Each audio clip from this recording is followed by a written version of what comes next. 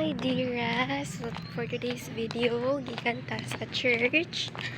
And yeah, kabalik na sad ko sa Dipolog kasi last Sunday sa kamol ko sa church. It's because kanang election. So niuli ko. So that's why ito ko nakasimba. And long time no see. And na-video lang ko right now because I really feel pretty. Gracious sa Ginoo.